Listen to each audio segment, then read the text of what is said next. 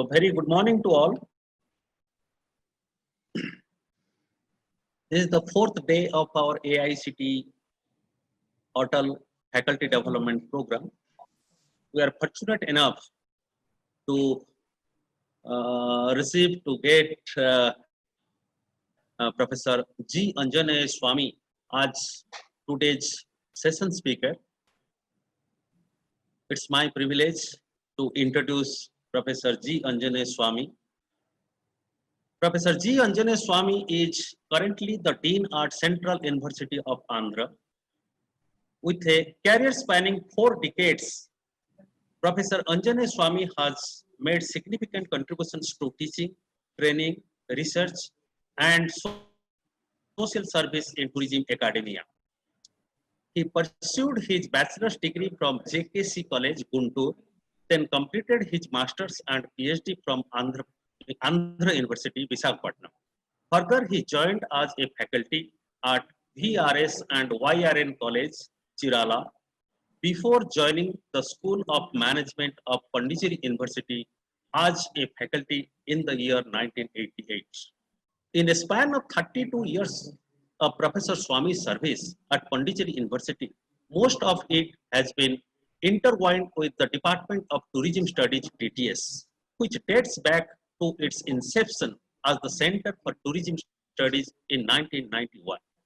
His association with the program has been in different capacities, initially as a teacher and later appointed as founding head of the department when the center was upgraded into a faculty fully fledged department with its own physical and human resources. Professor G. Anjaney Swamy has been working as a dean of the School of Management and is one of the main important functionaries who have ushered in some important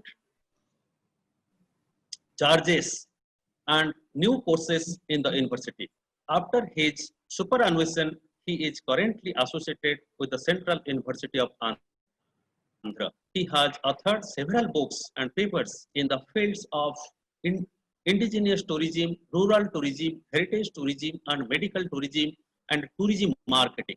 He has been associated with industry organizations like CII, FICII, TAI, and many more, thereby building the needed bridge between academia and industry. He has immensely contributed to designing the model syllabus of MBA Tourism Management as a special invitee to All India Board of Hospitality and Tourism Management, AICT.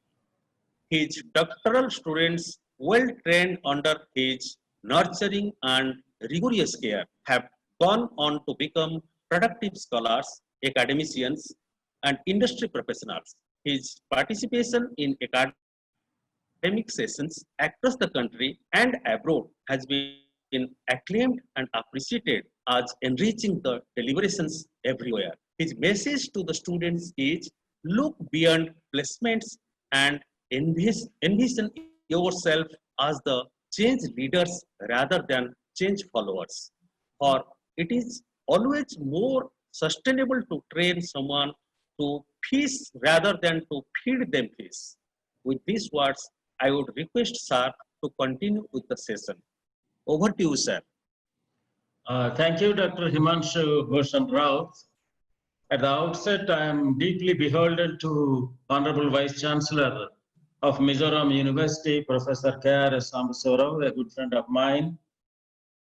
And I have a few other known professors there, Professor Jyoti Kumar, and now, of course, Himanshu Bhushan Rao, who has already met me elsewhere. I thank you, Sir. all. Can you hear me? Yes, sir. Yes, sir.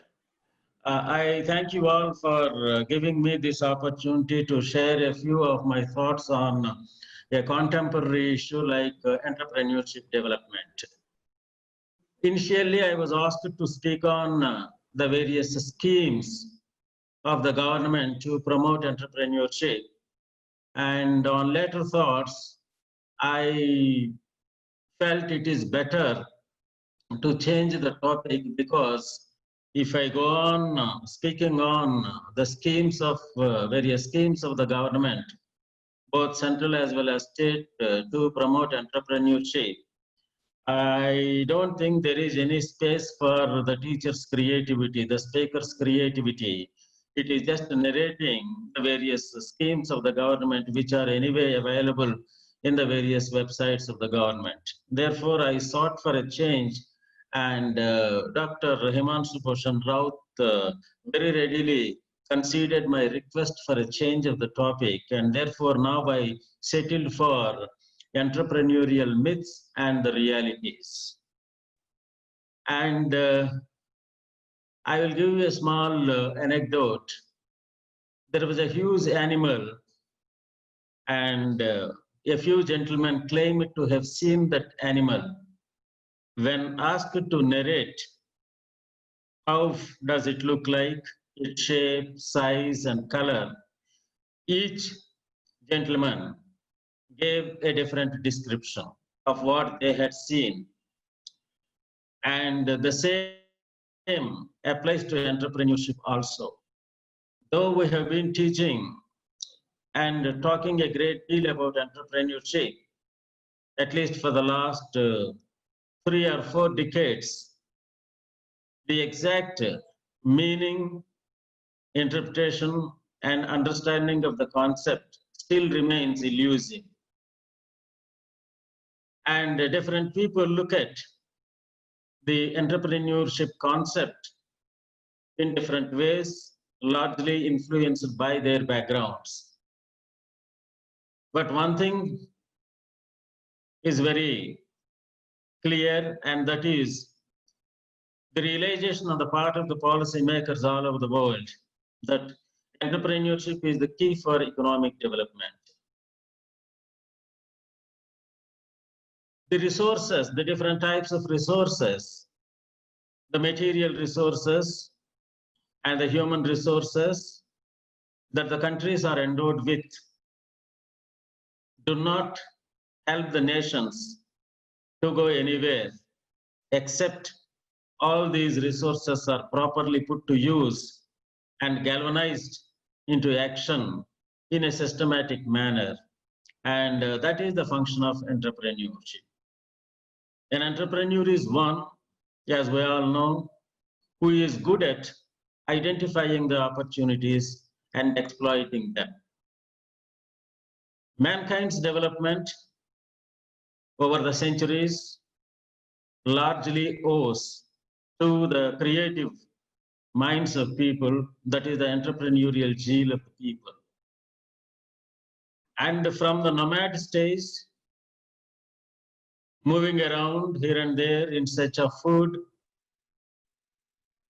he gradually began to settle at certain places and thus got into agriculture. A nomad transformed into cattle rearer, transformed into an agriculturist, and then there is no any looking back. The human race has progressed from one stage to another stage. And we all are aware of the various revolutions, all these phases described by way of various revolutions. And now we are in information revolution and the data revolution, and the whole globe has become a village. We are talking in terms of global village, and barriers and territories, geographical boundaries are there just to demarcate the nations, but only for political purposes, but for economic purposes. All the nations are now viewed as a single village like that. Given the transfer of knowledge, transfer of technology, transfer of human resources, transfer of funds, right, financial resources from one country to another country, we don't find many barriers, we don't find any borders. And as such, we are talking in terms of borderless management, because the mobility of the resources is so frequent and so phenomenal among the various nations. So, from the nomad stage, the human race has traveled a long distance, and currently we know where we are all. And all this progress, all this human development may be attributed to the entrepreneurial spirit of the people, entrepreneurial zeal of the people. And whatever the resources you have, unless you have an individual who is endowed with that entrepreneurial creativity, entrepreneurial zeal, nothing happens in an economic system. That is why an entrepreneur is often compared to the function of entrepreneurship, often is compared to the function of a spark plug in an internal combustion engine. However great the engine is, and however great things that the engine may have, unless there is a plug which ignites power, unless the plug is activated, nothing happens, the vehicle does not move. The same logic applies to economic systems also. And having understood the importance of entrepreneurship in the economic development of any nation, let us also understand, let us gain some conceptual clarity of this entrepreneurship. Very sadly, quite often, most of the people use the term entrepreneurship to mean the promotion and development of small-scale enterprises. Fine, there is no dispute. Small-scale industrial development is essential for the quick development of nations. But at the same time, let us not confine the lovely concept of entrepreneurship only to the promotion and development of small-scale industry. You talk to people, listen to people, and read any book. There are so many now in the market written on entrepreneurship. To your surprise, you find most of the discussion centers around the promotion, the various schemes, talking about the various schemes and promotion of small scale enterprises, small scale businesses. But entrepreneurship is much more than that. Entrepreneurship has to be understood in a very broader perspective. It is much more than establishment of a small-scale industrial enterprise. And that is why, as a teacher who has been in the thick of entrepreneurial studies for well over 3 decades, I always argue that entrepreneurship is a spirit. Entrepreneurship is a spirit which may manifest in whatever we do. As a result, you may have an entrepreneurial district collector, district magistrate. You may have a very entrepreneurial professor or teacher, a very entrepreneurial politician, a very entrepreneurial social worker, and an entrepreneurial, right, municipal corporation chairman, or a very entrepreneurial state or nation as such. So we can appreciate entrepreneurship, we can enjoy the talk on entrepreneurship only when you move beyond the conventional way of looking at entrepreneurship, and when you understand it in a very broader perspective, that it is a spirit which may manifest in many ways. It is a spirit which may manifest in many, many, many ways. The gentleman often referred as Indian railman, E. Sridharan, is an entrepreneur. Verghese Kurian is an entrepreneur. The Bombay Dabbawala, the whole organization is an entrepreneurial organization. Like that, if you look around in your own environment, in your own context, you find several people achieving several things in a very significant way. Pullela Gopichand, the coach of shuttle badminton, who has produced wonderful players, including P.V. Sindhu, is an entrepreneur by himself. He thought of establishing a coaching institute in Hyderabad to train the shuttle players in this country where nothing existed before. That is an entrepreneurial move. And that move has taken the nation to produce many shuttle badminton blues in the world ranking shuttle badminton players. I'm giving all these examples to help you understand the concept in a very broader perspective. A teacher could be very entrepreneurial.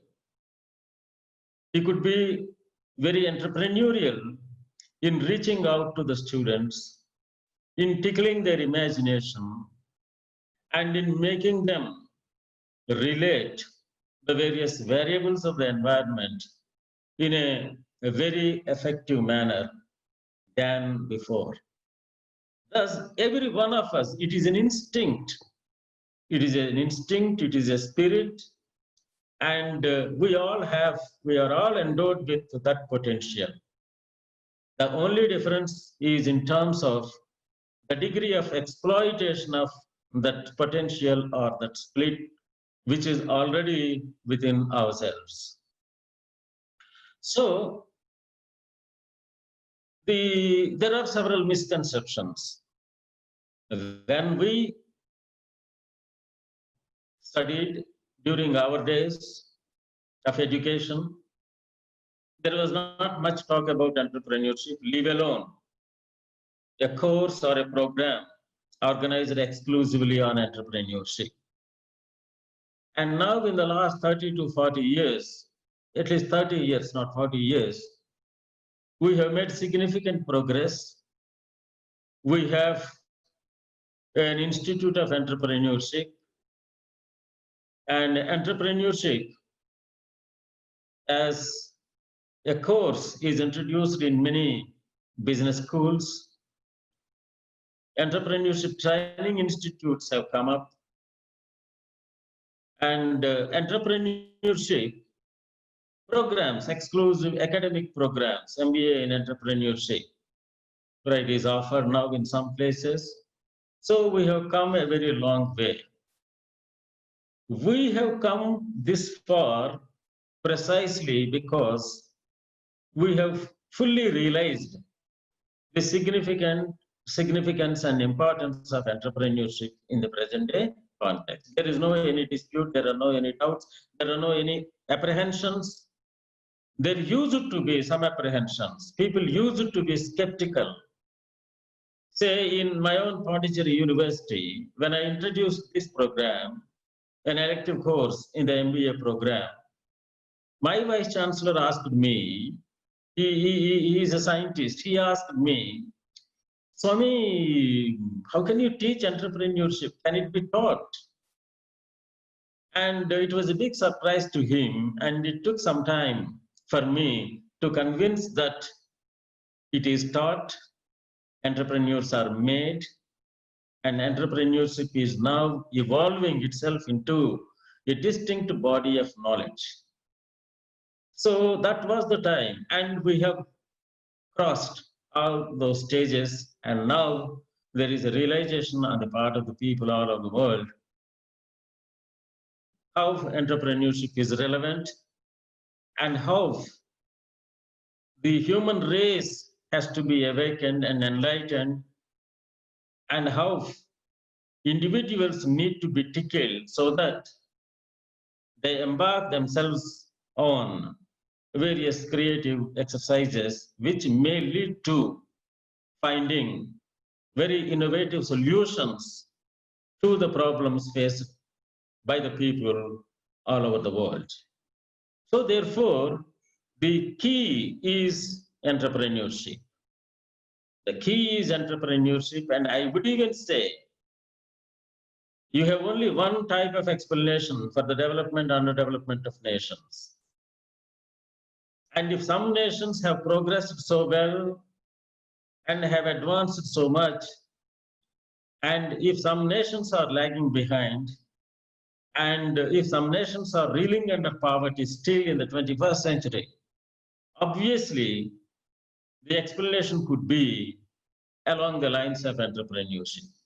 Those nations, those races which are highly entrepreneurial in their disposition and which have the risk-taking ability, which could see tomorrow, today itself, those races and those nations have progressed, and wherever the environment and the context is not conducive to promote entrepreneurship and to encourage creativity and innovations of the people, the talent is there inside, the potential is there, as I have already said.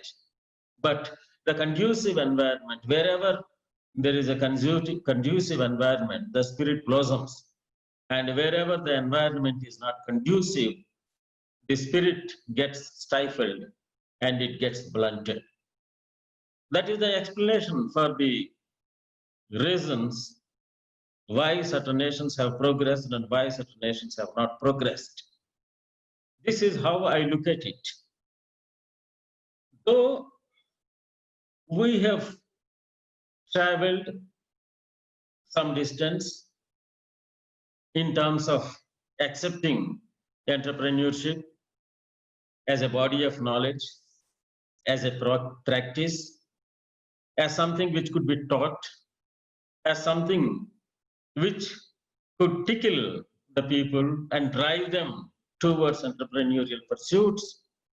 Still, unfortunately, there are so many misconceptions about entrepreneurs. And there are so many doubting Thomases in all of us. And very reluctantly, we accept entrepreneurship as an academic discipline, as something which can be taught, as something which induces people, which drives people towards pursuing entrepreneurial careers. And it is all because of so many misconceptions around. And let us understand these misconceptions one after the other. And as you could see, I termed the whole exercise as entrepreneurial myths, misconceptions, and the actual realities.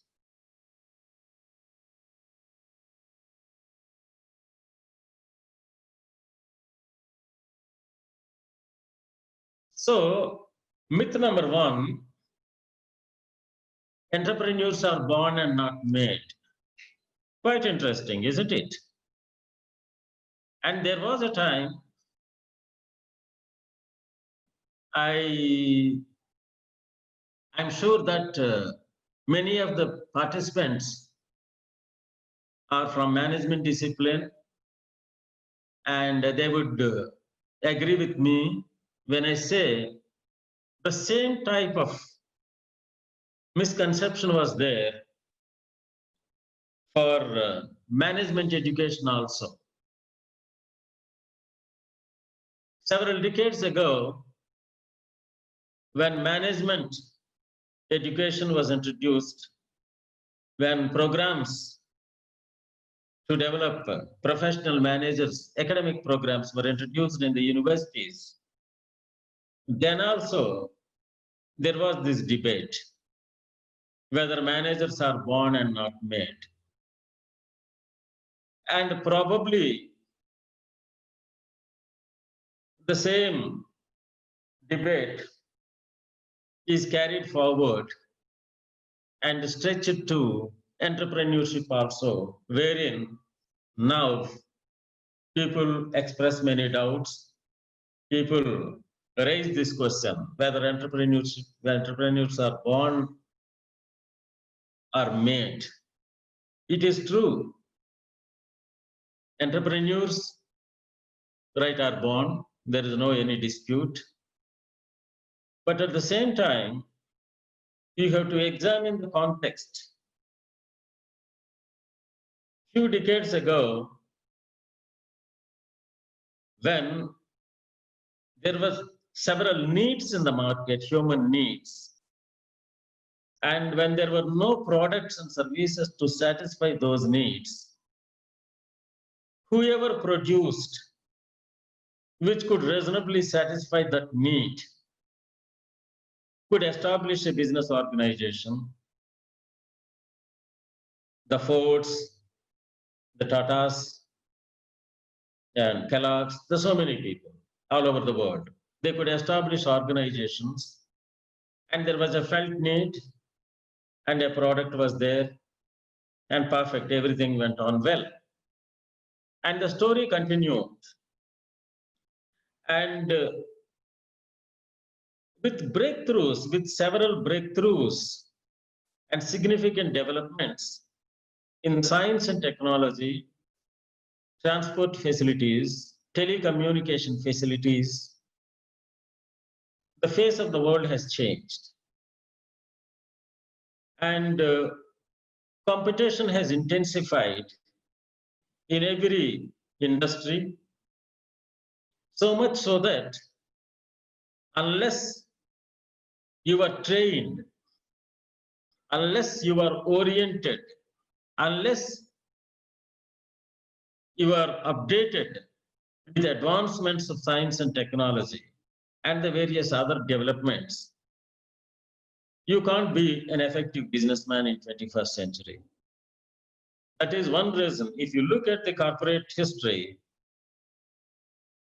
the many organizations all over the world established about 100, 150 years ago by the great grand old man, Dadaji, right? They all now have passed on, the management has passed on to the current generation. And if you look at the current generation of all these industrial houses who have inherited the businesses established by their forefathers, you would find them very highly qualified, highly educated, and with a lot of exposure to professional education. And it has almost all become the norm. It is because in the 21st century, given the dynamics of business, you can't just like run your business as your forefather has ran the business. You need to be equipped with so many tools and techniques which a formal education only can give you. And the myth is entrepreneurs are born and not made. It has been disproved in the sense that entrepreneurship is now identified and recognized as an academic input, as an academic program. Entrepreneurs can be made. People can be trained. People can be transformed into entrepreneurs. Okay, so we have some entrepreneurs who are born, that is there in their blood. They have inherited in their genes the spirit of entrepreneurship, the business acumen. But at the same time, we can also train people. We can orient them. And several people have demonstrated this. David McClelland in early 60s itself, he spent quite considerable time in India, in Kakinada and in some other places, in a few other places, and ran a few entrepreneurship development programs and observed. It was a research funded by Ford Foundation. And he had conducted these experiments in 6 countries, including India. And after the training was over, the data was collected as to what the participants were doing. And a sizable number of the participants were found to be excelling in whatever they were doing. A bank manager who was a participant was so entrepreneurial subsequent to the training, and his performance has increased manifold. Similarly, the other participants landed themselves up in starting different types of enterprises. So, while we accept that some people may inherit it, some people may have that natural instinct, at the same time, we must also accept that entrepreneurship spirit can be inculcated, the spirit can be instilled, people can be trained, and it is possible. I will give you another example. Dale Carnegie, you are aware of Dale Carnegie's books, How to Speak, The Art of Public Speaking, and so on and so forth. And there also was a myth earlier in the olden days that public speakers are born and you can't make them. And Dale Carnegie established an institute, designed training programs wherein he could transform very shy, very introvert people who were shy of talking to an audience.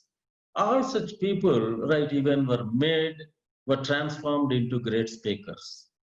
Therefore, the entrepreneurial training, entrepreneurial orientation, through imparting skills, people can be made entrepreneurs. So now the reality is entrepreneurs can be made.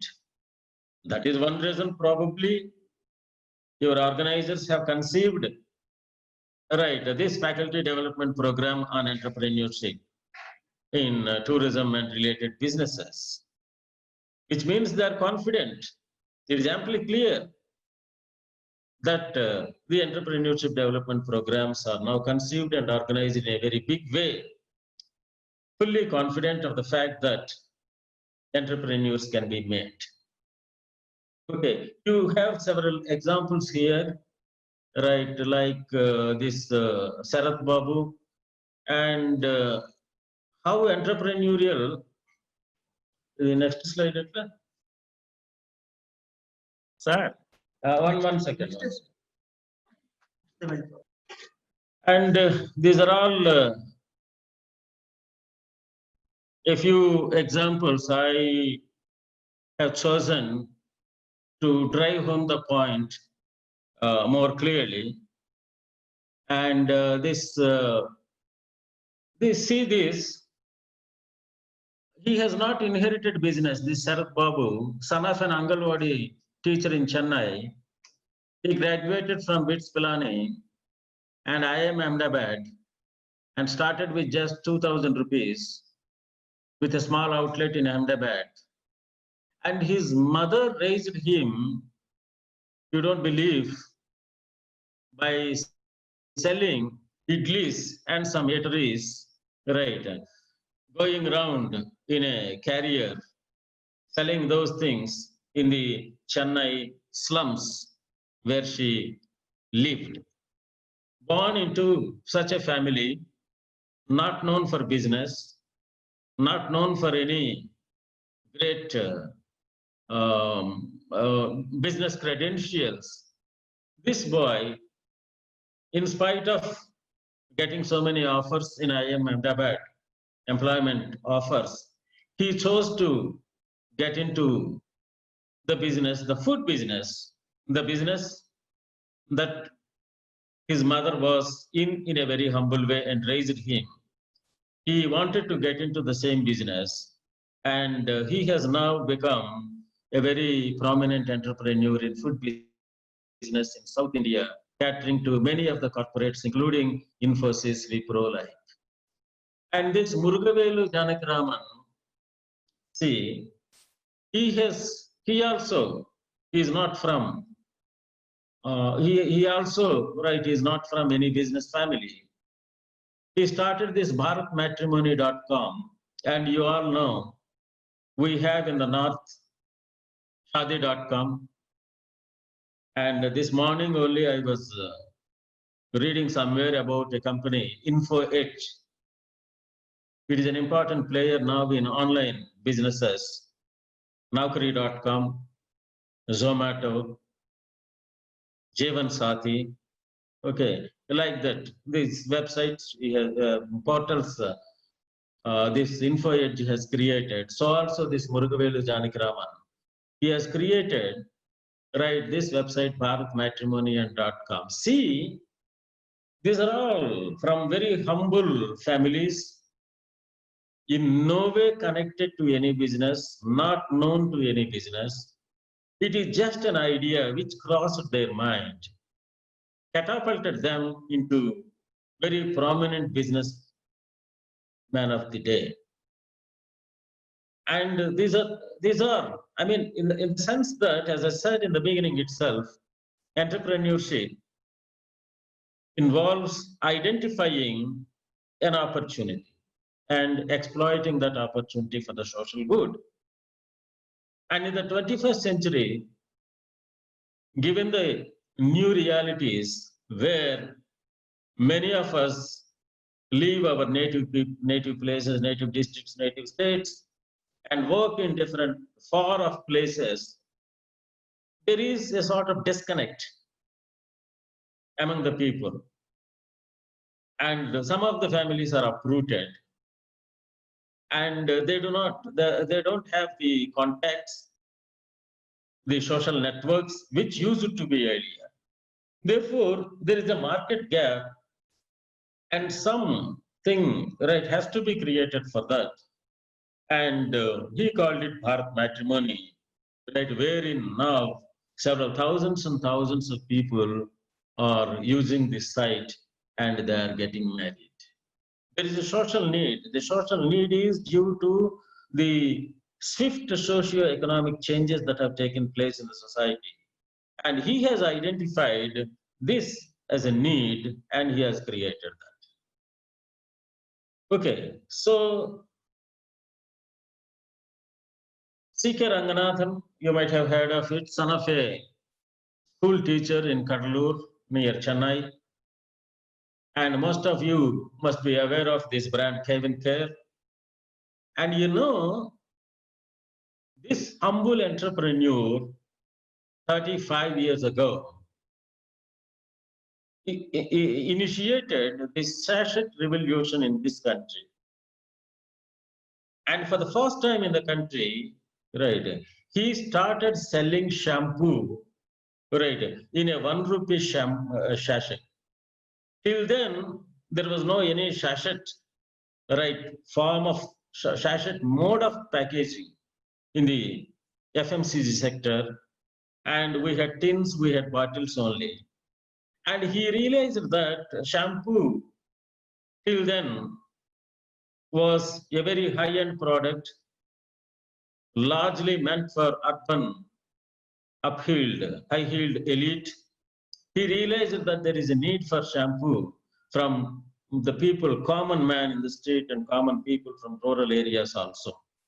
But they may not be, they cannot buy, right, in the traditional format, in the tin or in the bottle like that. They need quickly to use it and throw it, just a 1 rupee sachet. And he introduced a shampoo in 1 rupee sachet for the first time in this country. And people laughed at him, people looked down, and people took very lightly this Ranganathan, the so-called FMCGs and companies like Procter & Gamble, Hindustan Unilever, so on and so forth. But later, after getting the hits from Kevin Care, those companies also have to fall in line. They have realized the importance of this sachet packaging and how sachet packaging is convenient for the customers and how volumes can be increased. Those companies also have followed Kevin Care. So an innovation. He has introduced an innovation in product, innovation in packaging, and that has changed the face of the FMCG sector in a way, the way how these companies pack many of these things. Now you see any street corner shop, you find right these 1 rupee packs of various things. You have cough syrup packed in 1 rupee, shampoo packed in 1 rupee, a powder packed in 1 rupee, coconut oil packed in 1 rupee, and so many other things are also packed in 1 rupee sachets. This is how, right, he introduced that innovation, which has almost all transformed the, changed the face of certain categories of products. And the second myth is entrepreneurship cannot be taught. Entrepreneurship cannot be taught. And all along, as you would have noticed, my argument and my thesis, I strongly believe that entrepreneurship can be taught.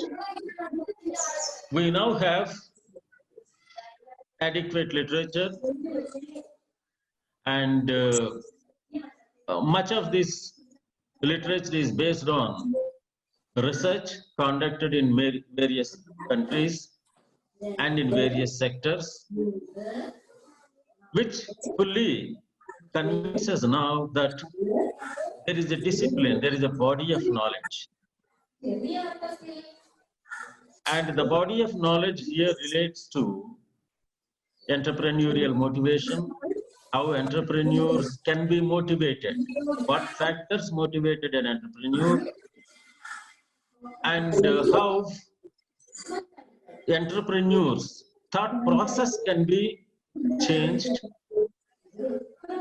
by telling them the success stories and by making them understand or making them realize their own potential, and by telling them clearly these and these things are available, this is how environment is changing, these are the new types of opportunities that are thrown by the various changes in the environment, and these are the policies of the government, and these are the schemes available, right, for you to exploit. And this is how, right, you have to manage your organization, a bit of management skills, supervision skills, and this is how you can raise the funds, and this is how you can reach the market. And here and there, providing some sort of support and assistance, entrepreneurship can be taught and people can be made entrepreneurial. We have David McClelland's research, and you know David McClelland's contribution, and he is one psychologist who had identified the need for achievement in people. Entrepreneurship, in all the entrepreneurs, you find abundantly this particular need. We are thorough with Maslow's need hierarchy, and Maslow's higher order needs more or less talk about the same thing, David McClelland's need for achievement.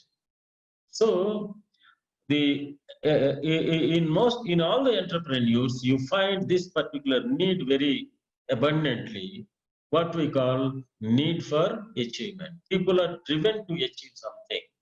That need propels them into action. That need drives them to action. And that need is need for achievement. Okay, and when Tenzing Norgay and Hillary climbed Everest for the first time, you all know pretty well, Tenzing Norgay and Hillary. were the first people to climb Mount Everest. And Tenzing Norgay was a Sherpa. He was not educated. And Edmund Hillary wanted to climb, and he wanted some support and help because it is such a gigantic task.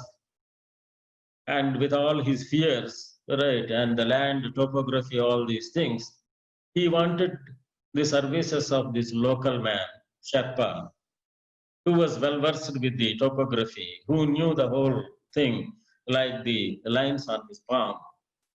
And he took him to a company, and that is how the history tells us Tenzing Norgay and Edmund Hillary climbed Mount Everest. When somebody asked Tenzing Norgay, why did you climb Everest? His answer is, because it is there. He simply said, because it is there. For a question, why did you climb Everest? His reply was, because it is there. So, because Everest is there, right, he wanted to climb, and he climbed, and he achieved that world record. Okay, that is the spirit. That is how you have to understand the spirit. And Dasarath Manji, many of you, I think it will come up in the next subsequent slides. Dasarath Manji, right, is for 24 or 27 years he had spent, and the tools he had was one hammer and one sickle like that. He had cut the hillock and reduced the distance from point A to point B by 24 kilometers. He had cut the hill of 1.5 kilometers single-handedly, alone, right? For 24 years, he engaged himself alone. He started cutting the hill, right? And he made a way connecting this side of the hill to the other side of the hill, and thus reducing 27 or 28 kilometers distance. Nobody asked them to do. Understand? Nobody asked them to do. The zeal, the urge to do something, the urge to achieve, the urge to accomplish a particular task propelled them into action, and they have achieved. And a couple of years ago in Telangana state, a wife and husband couple, for 50 years of their life, they are now in their 70s, for about 50 years of their life, they spent only on planting trees. In planting trees everywhere, right?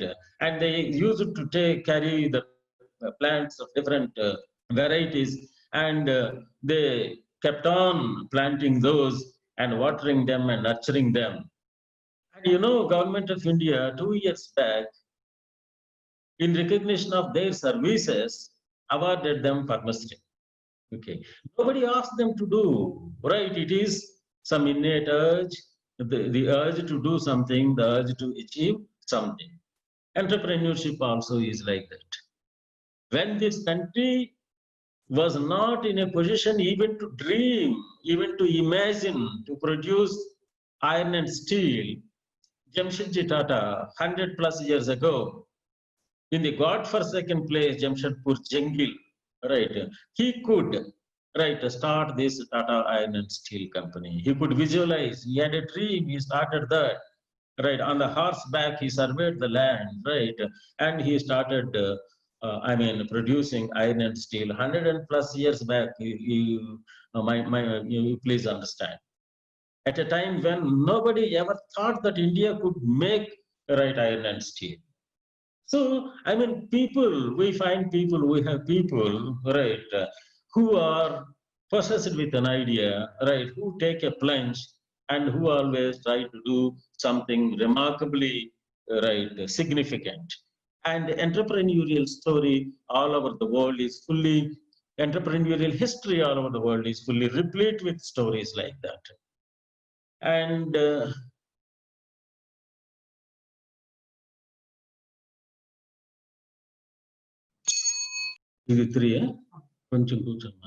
and another myth is academic failure. And it is very funny and interesting. There are some people who believe that to become a successful entrepreneur, one must be a failure in academics. And quite often, people cite Bill Gates and people like that and say that they are school dropouts. School means, in the American context, university departments are called schools, and that is the school. And not knowing that, many people think that he was a dropout from some elementary or primary school. It is not the case. And many people are of the view that to succeed in entrepreneurial activities, to succeed in business, to succeed in life, you need to be a failure in academics. That is not true. There may be cases, and there are cases, there are many cases, no doubt about it, right, who dropped and who failed in their academic pursuits and got into business. And because there we have two sets of factors, the push and pull factors. In the first category, pull factors, certain incentives, certain attractions of the industry, certain positive issues related to a particular line of activity, they draw you towards that and you get into that. And in some cases, certain factors push you into entrepreneurial activities.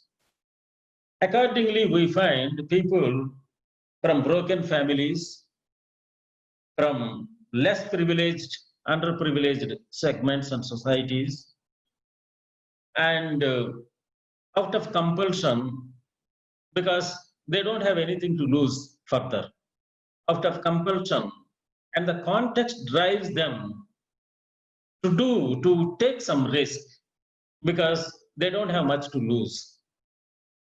And certain factors specific to individuals and societies push individuals into entrepreneurial activities. We have several success stories in that way also. So academic failure is not a prerequisite. We have several successful entrepreneurs like Narayana Murthy, Dr. Anji Reddy of Reddy Labs, Sabir Bhatia, founder of Hotmail, and Ramchandra Naidu Gala of Amar Raja Batteries, and many, many, many more, right, who got into very relevant and contemporary businesses in the 21st century, and they are doing exceedingly well. And we don't have any better example than Mark Zuckerberg, right?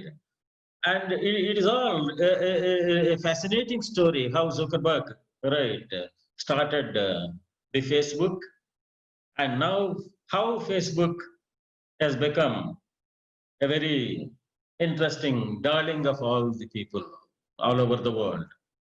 So it makes us amply clear that education is necessary, excellence in education is necessary, but at the same time, we also have any number of examples who are not highly educated, still they are doing exceedingly well in their business. So it is largely common sense. It is your ability to understand the market, which does not require a great education.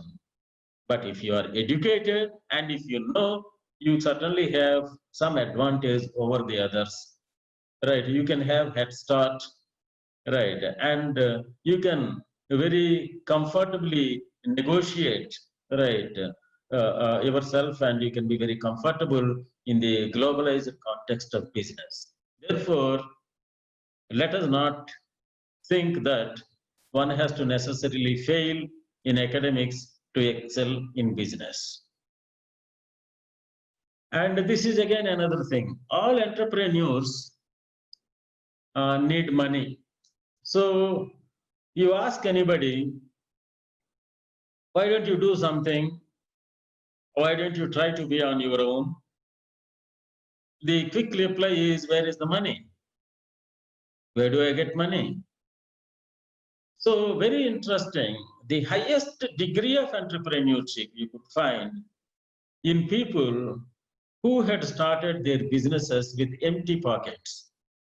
That's why there is a saying in English, a true entrepreneur is really penniless. A true entrepreneur, the highest degree of entrepreneurship, right? You don't need to have money. You would have heard and you would have listened to Ratan Tata. You would have read also. Ratan Tata now, in his post-retired life, he is just scanning the business environment and trying to understand, right, new ventures and new types of businesses, new models, business models.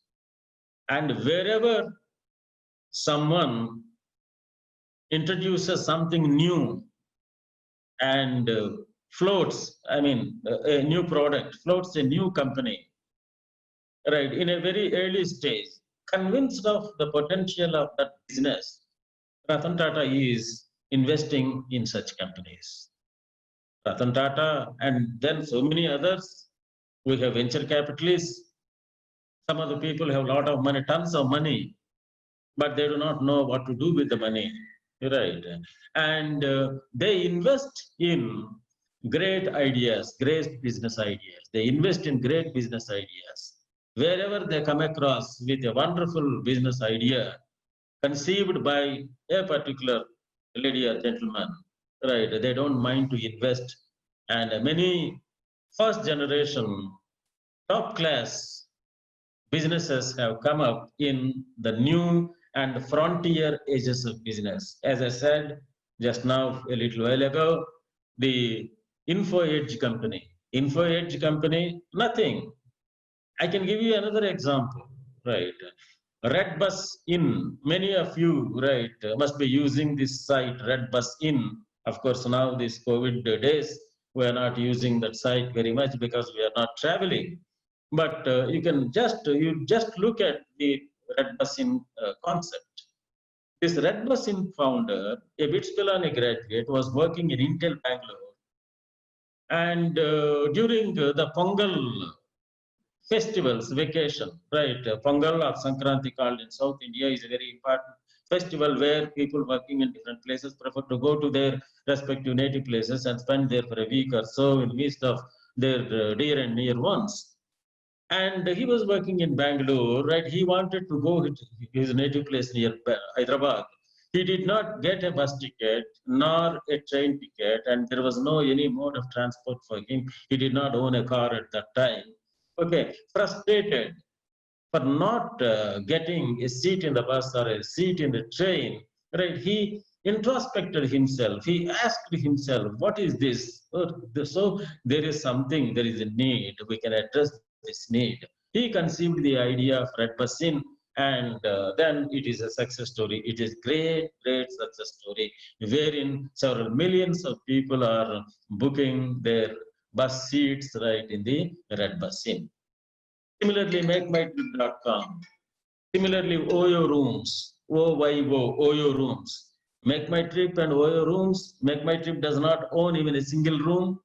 Oyo Rooms does not own a single room. Still, they have in their control several thousands and thousands of hotel rooms of different levels. It is an idea, it is a business idea, right? Ola cars, say for instance, or Uber. Uber doesn't own any cars, yet they are in the command, they are in the control of several thousands and lakhs of cars like that. These are all new business ideas, very innovative and new business ideas. And if you have an idea like that, if you have an idea, right, if you are smart enough in conceiving an idea which will satisfy a felt need in the marketplace, obviously you are filling a market gap, and there are people, you may not have money, right? There are people who are ready there to invest in your business. So this is again another myth. You don't need to have money, tons of money, okay? But there are people who invest, right? And there are any number of people and any number of opportunities. and see Mark Zuckerberg, right? Oberoi Hotel. It is a great story, Oberoi Hotels behind Oberoi Hotels. Okay, how, right. It is a very, I mean, we don't have time to, if time permits, I will get back to that and let us skip that. And then Suguna Faultry say the luck factor and timing. This is again another important. Many people, right, they are so cynical and they always say they are pessimistic, they are cynical. Okay, they don't have confidence in themselves. And they always, right, look at some factor outside and they attribute to an external factor and they name it the luck factor or the timing. People simply say that line is not there in the form in my palm, that Adrushta Rekha. Okay, it is not there in Nasib. It is not there written on my forehead. Okay, and it is not there in my blood. Okay, and the people, I mean, get into that mode of thinking where they rule out themselves from doing something. We always feel, unfortunately, maybe because of our early childhood training, orientation given to us, and the type of training that our kids have in the schools, particularly in many of the developing nations. We always assume that somebody else is creative, and we exclude ourselves from that. We always assume, we always feel that creativity is the task of somebody else. It is the job of Isaac Newton. It is the job of somebody else like Einstein. Right? It is the job of people of that order, and we are not in that. Therefore, we exclude ourselves and we rationalize that by saying we are unlucky. Right? Time is not good. Right? I am not for this. And this is the type of thinking that many people get into that, and they themselves keep away from trying out. That is the saddest, that is the unfortunate thing. They don't try, they don't even try out things, and they themselves keep out of the whole exercise. But mind you, right, it is perseverance pays. Perseverance of one Soundarrajan of Suguna Faultry, right? Perseverance of so many people, right? So I mean, they don't. I mean, we are also familiar with the electric bulb, story, right? When someone asked the inventor of the electric bulb, right, and Edison, right, and when somebody ridiculed by saying that so many times you have failed in your experiments, and he said, right, I might have failed several hundreds of times, right. In all those failures, right, I learned a lot. I learned how an electric bulb cannot be made. In all those failures, I learned how an electric bulb cannot be made. It is a learning experience. It is the perseverance. It is the perseverance which pays. Okay, so never give up, and you have to constantly attempt. And there are any number of cases where people have miserably failed in their first step, in their second step, and in their third step, and eventually they learned a lot, and they are known for their perseverance, and they have achieved so much. Any number of cases like that. Okay, and right, these are all examples. And myth 6, another one: entrepreneurs are high risk takers. This is again another thing.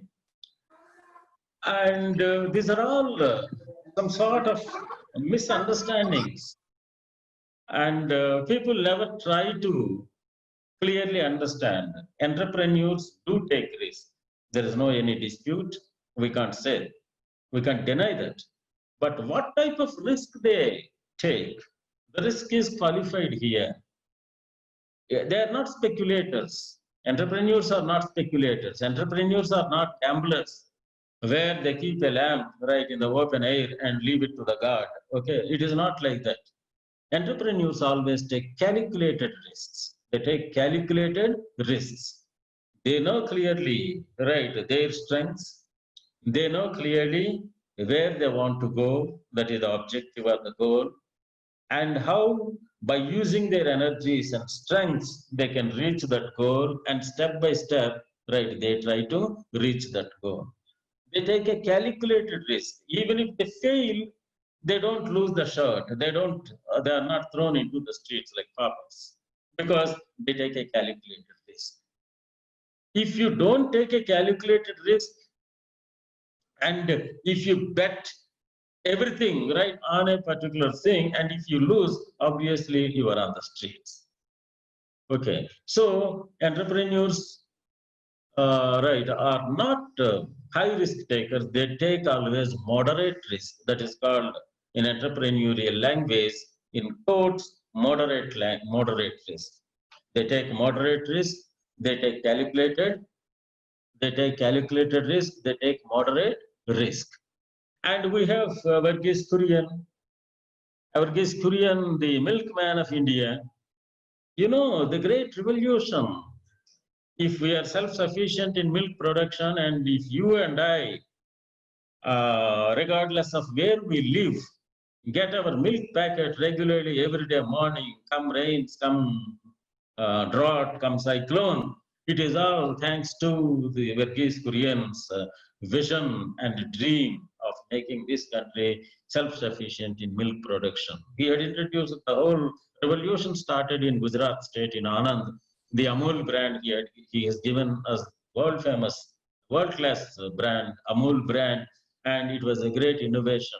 Wherein milk produced now, milk, you know, it is, I mean, a perishable, a highly perishable commodity. Milk produced right in, say, Anantapur or somewhere in a village, right in Andhra Pradesh, is now processed and transported right to Calcutta, where it is consumed.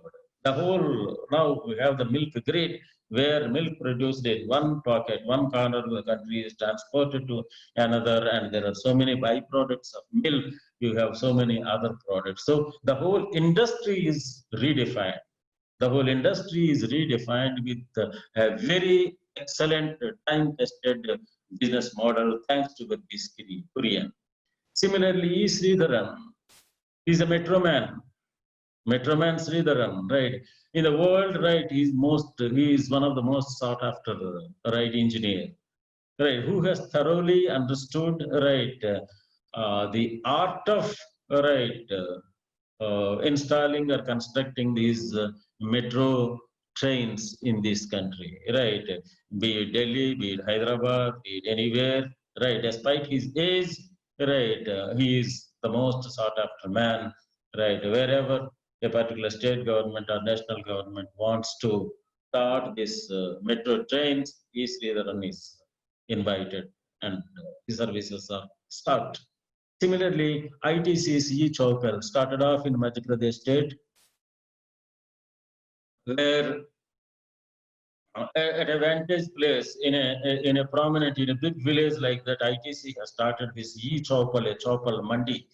So earlier the farmers, and they were exploited by the intermediaries, right, as they sell their food grains and their agricultural produce.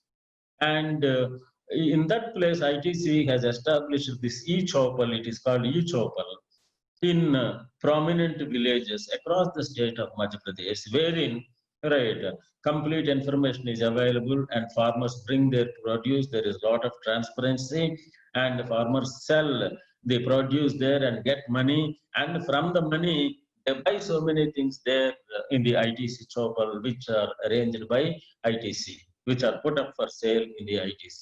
They come there, give their produce, collect money, and collect all the household requirements from there and go back. It is an innovation. It is a wonderful innovation like that. So there is no any risk. There is no any risk. Okay. The only thing is, right, you must be able to clearly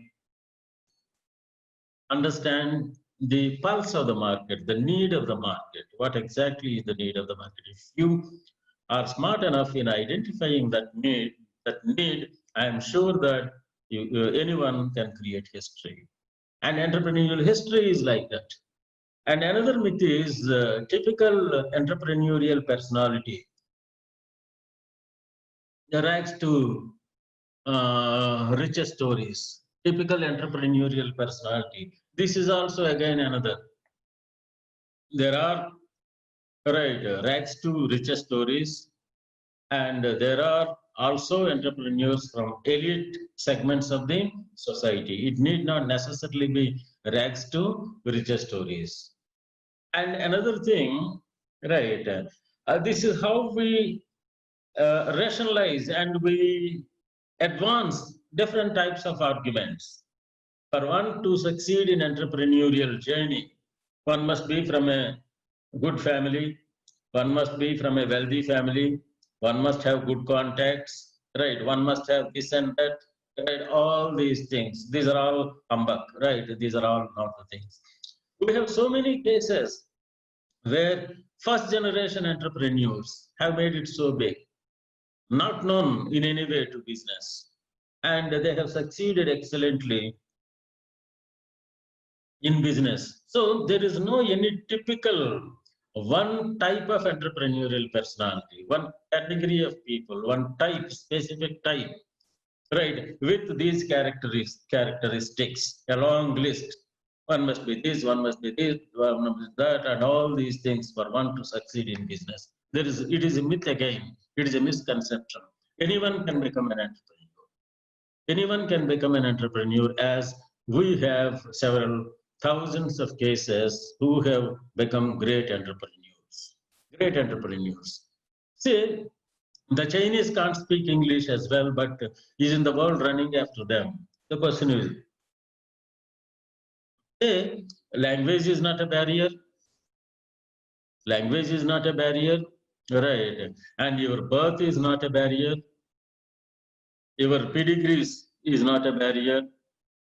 As a human being, right, with some reasonable ingenuity, with a spark, right, you are an entrepreneur. That is enough. That is enough for you to take off. That is how you have to understand the concept of entrepreneurship. And this Panendra Reddy of Red Basin. And then another important thing is entrepreneurs are doers. They are not thinkers. Entrepreneurs are not armchair thinkers.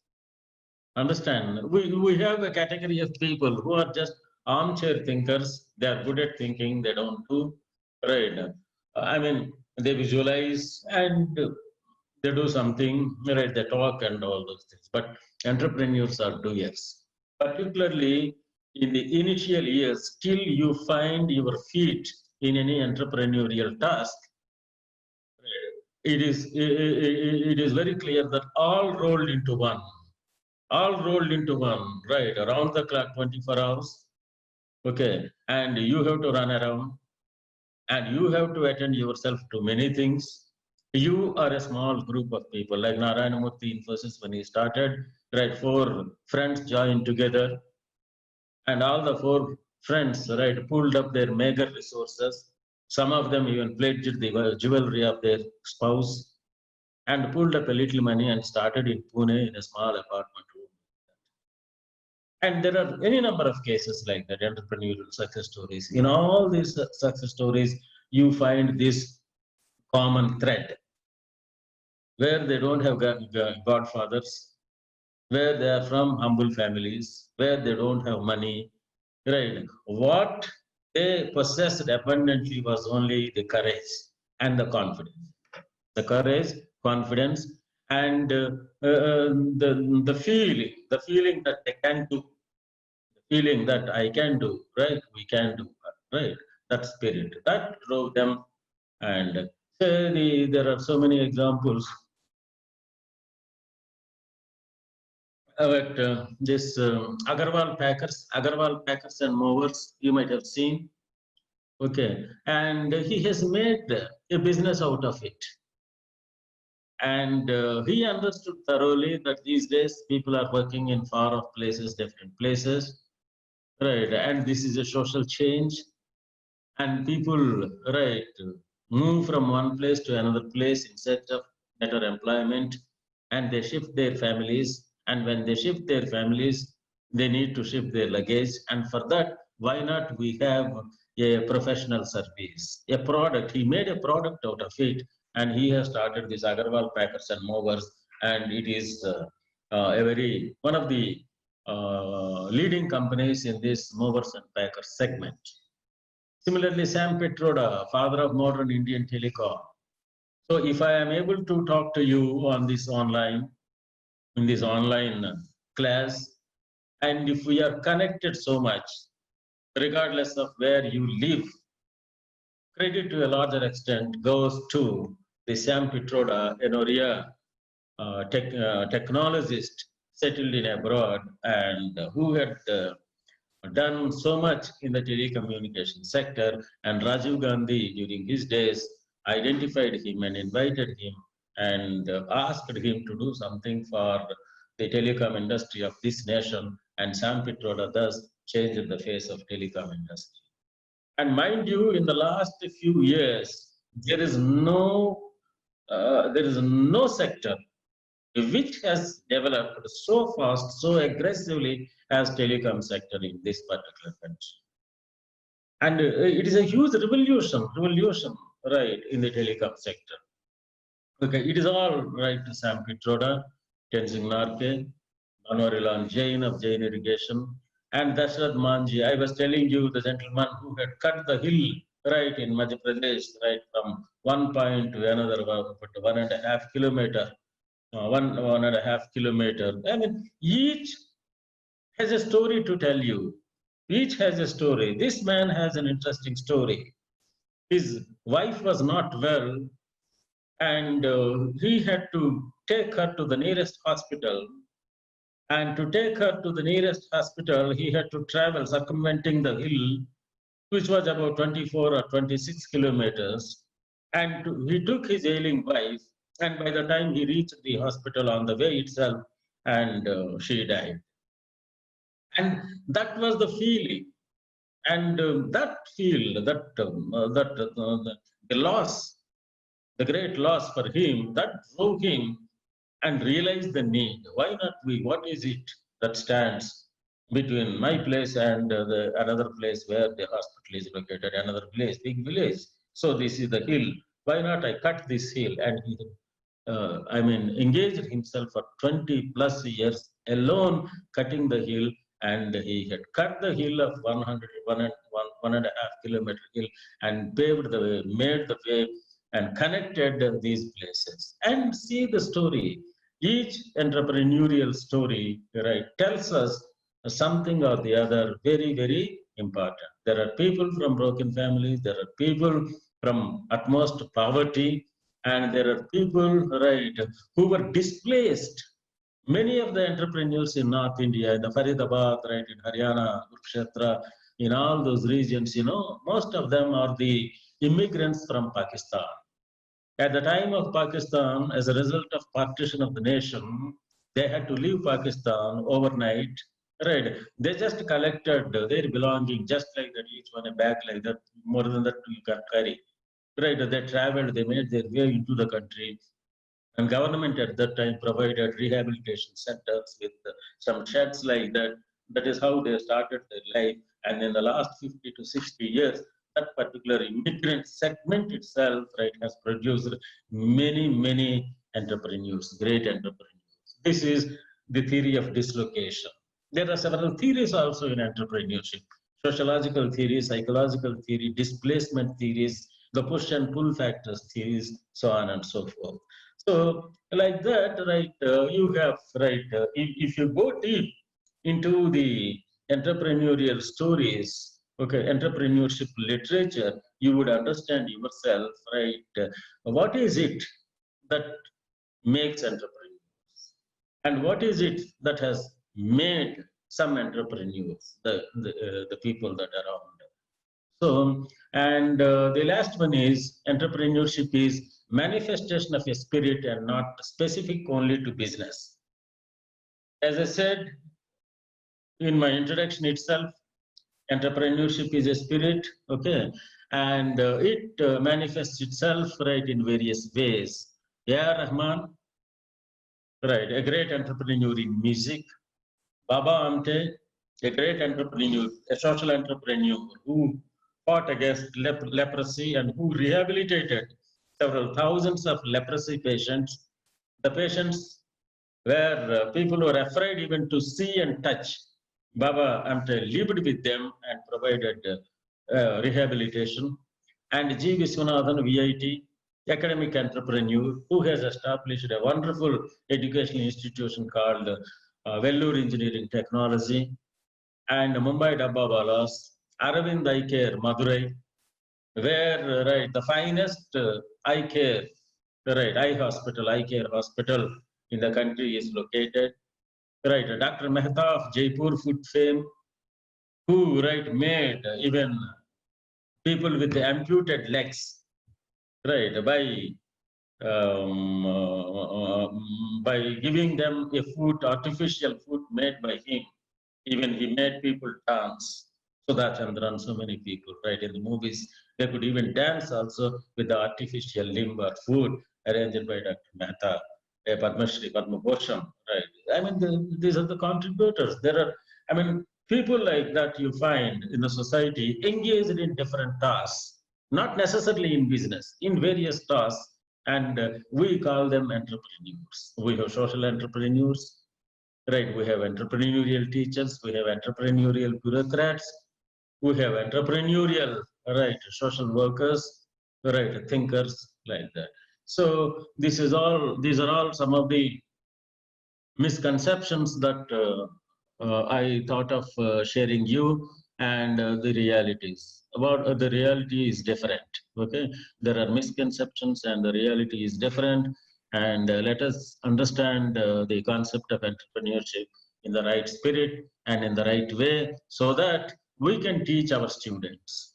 We are all the faculty. We can teach our students correctly what entrepreneurship is. It is just not merely establishing a small-scale industrial organization. There is much more than that. There is much more than that. And if I get into corporate entrepreneurship, which is called intrapreneurship, again, that is a different area where entrepreneurial tendencies, entrepreneurial spirit, is found in the already existing business organization, what we call intrapreneurship. Okay, thank you so much, Dr. Himanshu. Thank you, sir, for such insightful, informative session full of life examples. I hope the participants must have cleared their doubts, but still there are some questions, sir. I want to put those questions posted by our participants. Very few questions I will put. Actually, there are two similar questions written by. One second, I am in the normal circumstances. I would welcome and happily, take those questions, and I can spend any length of time. But unfortunately, now at 11:30, the participants for my webinar, organized by our university on new education policy, the guests are ready. I have to switch over to that. How to manage this? How to manage this? And if you want me to appear again tomorrow, I will come back and address the questions. Is that okay? No problem, sir. No problem, sir. It's an important assignment of our eminent speaker, Professor Swami, sir. Thank you, sir, for accepting our invitation to be the speaker for this AICT Atal FDP. And thank you once again on behalf of my Department of Tourism and Hospitality Management, Mizoram University. I hope in future also you will cooperate us to grow and succeed in our life. Thank you.